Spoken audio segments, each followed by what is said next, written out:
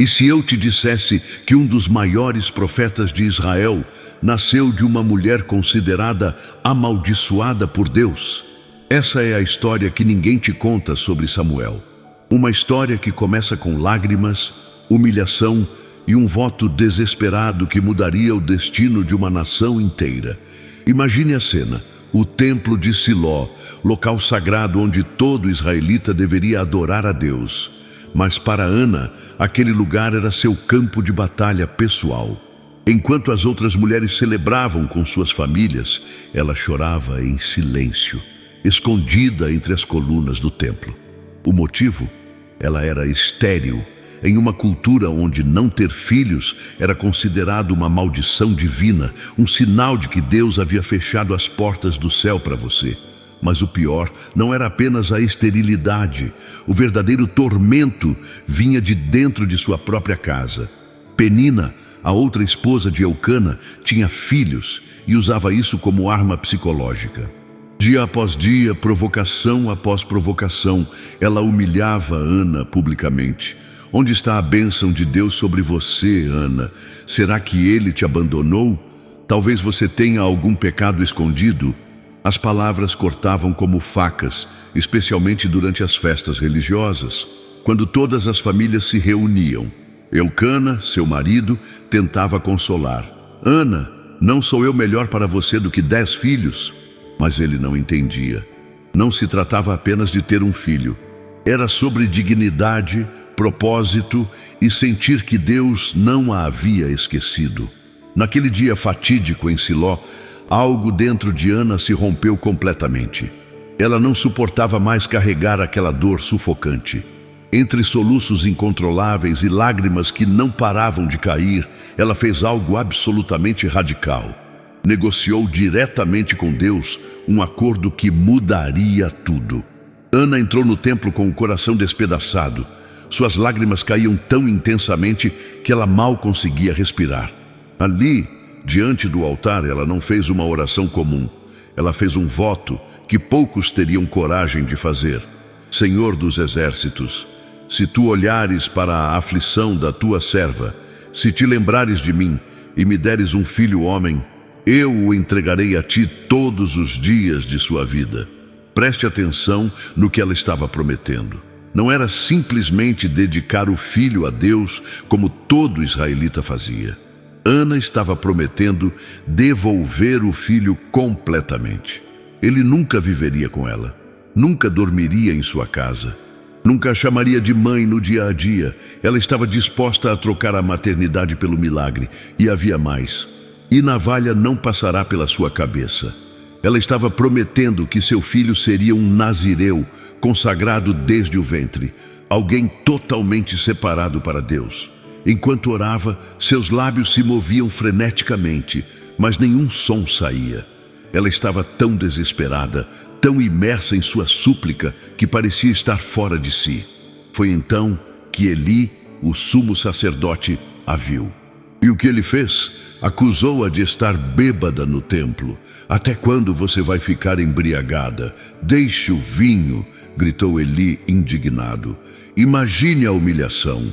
Além de ser estéril e provocada em casa, agora era acusada publicamente de profanar o templo.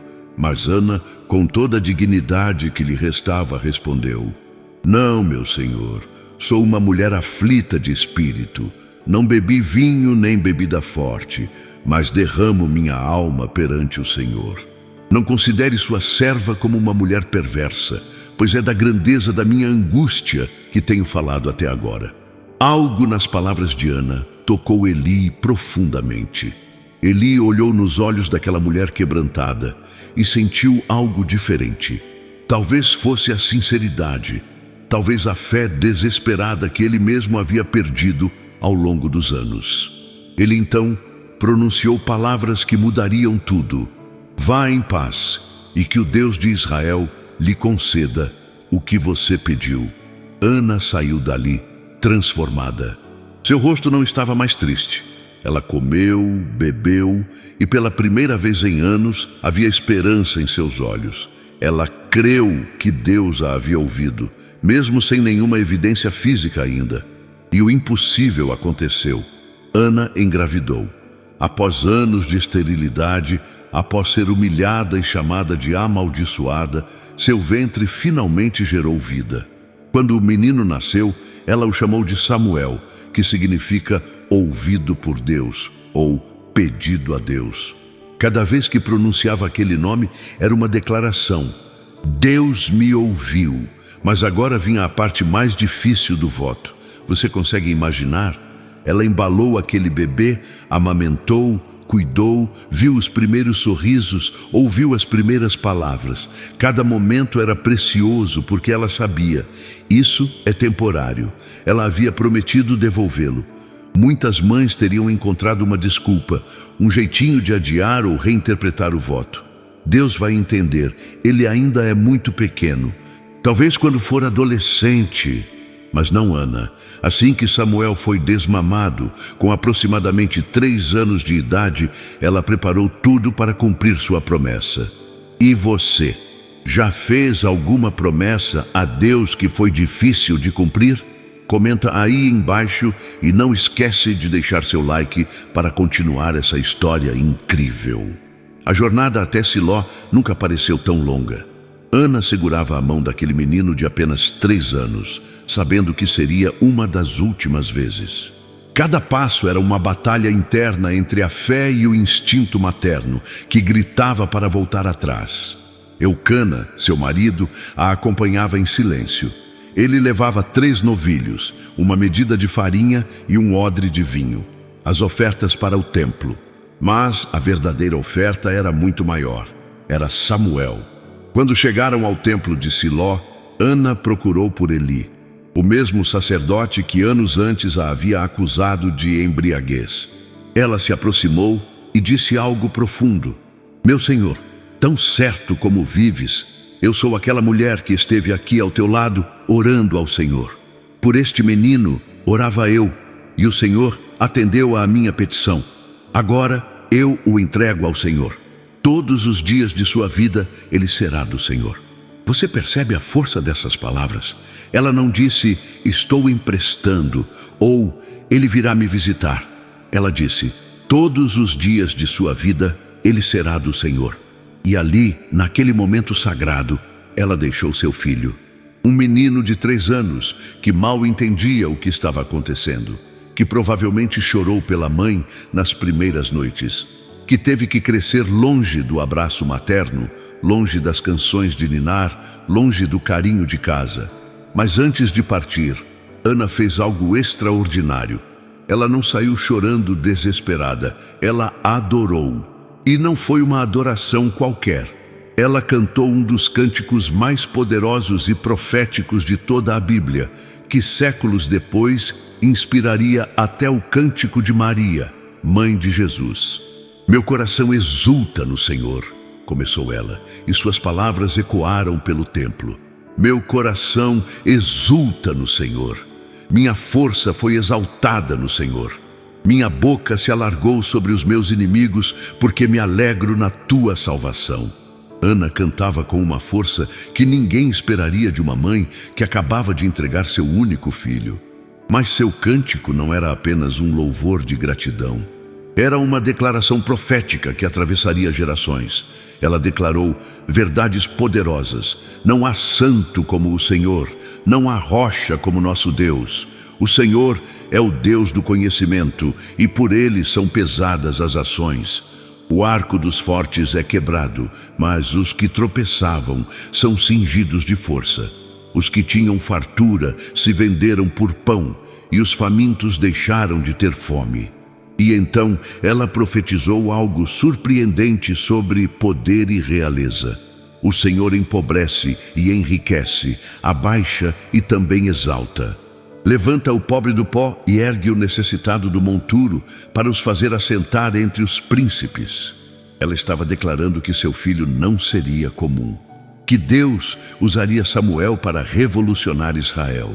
Ana partiu, deixando Samuel aos cuidados de Eli. Mas aqui está o choque. O templo onde ela deixou seu precioso filho era um antro de corrupção. Os filhos de Eli, Hofni e Fineias, que eram sacerdotes, eram homens perversos que desprezavam as ofertas do Senhor e até se deitavam com as mulheres que serviam no templo. Imagine a ironia. Ana entregou um filho puro, consagrado desde o ventre, para ser criado no meio da pior corrupção religiosa de Israel. Era como colocar uma joia preciosa em um esgoto. Eli sabia da maldade de seus filhos, mas era fraco demais para discipliná-los. Ele apenas os advertia com palavras vazias, sem nunca tomar atitudes concretas. E foi nesse ambiente tóxico, nessa atmosfera de hipocrisia e pecado, que o pequeno Samuel começou a crescer e a servir diante do Senhor. Samuel crescia no templo, mas não era corrompido pelo ambiente ao seu redor. Enquanto os filhos de Eli viviam em pecado aberto, o menino Samuel ministrava perante o Senhor, vestindo uma estola sacerdotal de linho. Cada ano, Ana visitava seu filho e trazia uma túnica nova que ela mesma costurava com as próprias mãos. Imagine o amor em cada ponto daquele tecido. Eli abençoava Eucana e Ana, dizendo: que o Senhor lhe dê filhos desta mulher em lugar deste que foi dedicado ao Senhor. E Deus realmente abençoou. Ana teve mais 5 filhos, 3 meninos e 2 meninas. O que ela havia entregue em obediência, Deus multiplicou abundantemente. Mas algo estava prestes a acontecer com Samuel. A Bíblia diz que naqueles dias a palavra do Senhor era rara e as visões não eram frequentes. Israel vivia em trevas espirituais. Deus parecia em silêncio por causa da corrupção do sacerdócio.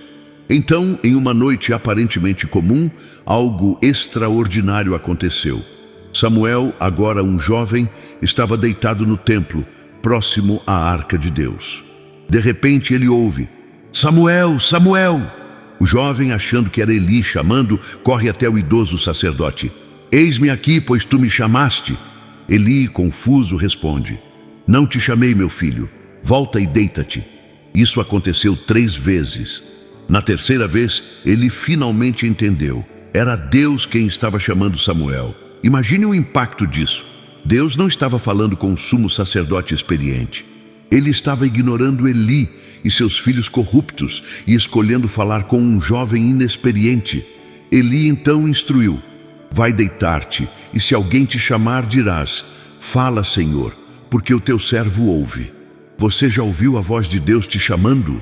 Conta aí nos comentários. E se está gostando dessa história, compartilha com alguém que precisa conhecer Samuel. Samuel voltou para seu lugar e deitou-se, o coração acelerado. Quando a voz veio novamente, ele respondeu conforme Eli havia ensinado: Fala, porque o teu servo ouve. E então Deus falou. Mas a mensagem não era de bênção ou encorajamento, era uma sentença de julgamento. Eis que vou fazer uma coisa em Israel, a qual todo aquele que a ouvir lhe tinirão ambos os ouvidos. Naquele dia executarei contra Eli tudo quanto tenho falado no tocante à sua casa, começando e acabando. Porque eu lhe fiz saber que julgarei a sua casa para sempre, pela iniquidade que ele bem conhecia, porque seus filhos se fizeram execráveis, e ele não os repreendeu. Você consegue imaginar o peso dessa mensagem sobre um jovem? Deus estava dizendo que ia destruir completamente a família de Eli por causa da corrupção de seus filhos e da omissão dele como pai. E quem teria que contar isso? Samuel! O jovem aprendiz teria que entregar uma sentença de morte ao seu próprio mentor. Samuel ficou deitado até amanhecer, aterrorizado. Como ele contaria aquilo para Eli? Como olharia nos olhos do homem que o criou e diria: Deus vai destruir você e toda a sua família. Pela manhã, Samuel abriu as portas do templo como sempre fazia, tentando agir normalmente, mas seu coração estava pesado. Eli, percebendo que algo havia acontecido, chamou: Samuel, meu filho. E quando Samuel respondeu, Eli perguntou diretamente: Que foi que Deus te falou? Peço-te que não me ocultes, assim te faça Deus e outro tanto te acrescente, se me ocultares alguma coisa de tudo o que te falou. Samuel não teve escolha. Com tremor e respeito, ele contou tudo, cada palavra terrível, cada detalhe do julgamento divino. E a resposta de Eli foi surpreendente. Ele é o Senhor. Faça o que bem lhe parecer. Eli aceitou a sentença sem questionar. A partir daquele dia, Samuel nunca mais foi o mesmo. Deus estava com ele, e nenhuma de suas palavras caía por terra. Tudo que Samuel profetizava se cumpria com precisão absoluta. A notícia se espalhou rapidamente. De Dan até Berseba, de norte a sul de Israel, todo o povo reconheceu que Samuel era o profeta estabelecido do Senhor. Deus continuou aparecendo em Siló, revelando-se a Samuel através de sua palavra. O jovem que crescera no meio da corrupção tornou-se o porta-voz divino em uma época de trevas espirituais. Israel finalmente tinha uma voz profética verdadeira depois de anos de silêncio. Mas enquanto Samuel crescia em autoridade espiritual, a sentença contra a casa de Eli se aproximava como uma tempestade inevitável. Os filhos de Eli continuavam em seu pecado descarado, profanando o templo e desprezando as coisas sagradas. Então veio a guerra contra os filisteus. Israel foi derrotado vergonhosamente, perdendo cerca de 4.000 homens na batalha. Desesperados, os anciãos tiveram uma ideia que parecia brilhante, mas era absolutamente insana. Tragamos a arca da aliança do Senhor de Siló, para que ela vá conosco e nos livre da mão de nossos inimigos. Eles estavam tratando a arca como se fosse um amuleto da sorte, como se Deus fosse uma mágica que pudesse ser manipulada. E quem foram buscar a arca? Exatamente, Hofni e Fineias, os filhos corruptos de Eli. Os mesmos homens que desprezavam a Deus agora carregavam sua presença simbolizada na arca. Quando a arca chegou ao acampamento, o povo gritou com tanta força que a terra tremeu. Os filisteus ficaram apavorados, mas então se encorajaram. Sejamos homens e lutemos. E lutaram com uma fúria desesperada. O resultado foi catastrófico. A batalha foi um massacre brutal. Israel foi completamente destruído pelos filisteus. 30.000 soldados israelitas morreram naquele dia terrível. Homens que tinham famílias, sonhos, histórias, todos tombaram no campo de batalha. Mas o pior ainda estava por vir. A Arca da Aliança foi capturada. O símbolo máximo da presença de Deus em Israel, o objeto mais sagrado da nação, estava agora nas mãos dos inimigos pagãos. E como se não bastasse, Hofni e Fineias, os filhos de Eli, morreram exatamente como Deus havia profetizado através de Samuel. Um mensageiro correu desesperadamente até Siló com as roupas rasgadas e terra sobre a cabeça, sinais de luto extremo. Quando ele entrou na cidade gritando as notícias, toda a cidade clamou em desespero. O som do lamento era ensurdecedor. Eli, agora com 98 anos, estava sentado em uma cadeira ao lado da porta, cego, mas com o coração ansioso pela arca de Deus. Quando ouviu o tumulto, perguntou: "Que significa este alvoroço?" O mensageiro se aproximou rapidamente e relatou: "Israel fugiu diante dos filisteus. Houve grande morticínio entre o povo. Teus 2 filhos morreram e a arca de Deus foi tomada." Eli ouviu sobre a morte dos filhos com dor, mas quando o mensageiro mencionou que a arca havia sido capturada, algo se rompeu dentro dele. O velho sacerdote caiu para trás da cadeira, quebrou o pescoço e morreu ali mesmo. Ele havia julgado Israel por 40 anos, mas sua omissão como pai custou tudo. Mas a tragédia não terminou. A esposa de Fineias estava grávida e prestes a dar à luz. Quando soube das notícias, entrou em trabalho de parto prematuro e morreu no parto. Suas últimas palavras foram arrepiantes. Foi-se a glória de Israel. Essa história te impactou? Então comenta amém e ativa o sininho, porque o final vai te surpreender ainda mais.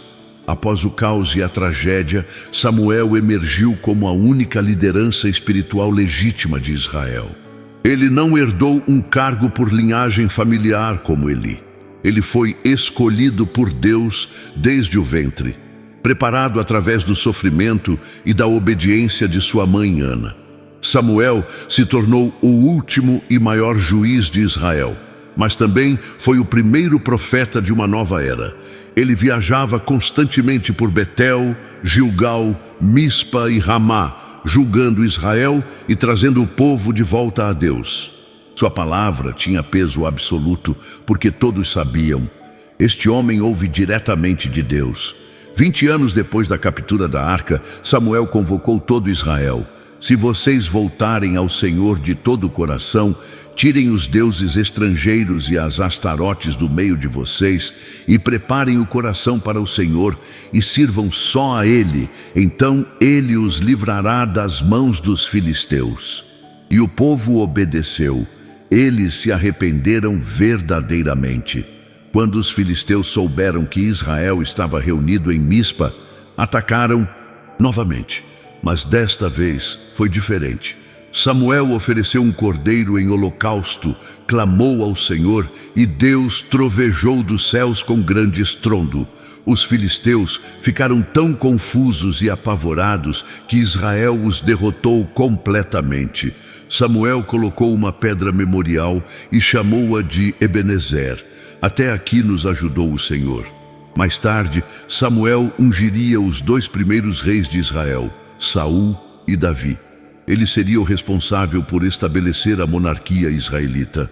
Mas sua história começou com uma mãe quebrantada que ousou acreditar que Deus ouve o clamor dos desesperados. Ana trocou a dor pela promessa. Ela entregou seu único filho e recebeu uma nação transformada. Samuel, o menino que dormia no templo corrompido, tornou-se o homem que restaurou Israel. Essa é a prova de que Deus pode usar qualquer um que esteja disposto a ser entregue completamente a Ele.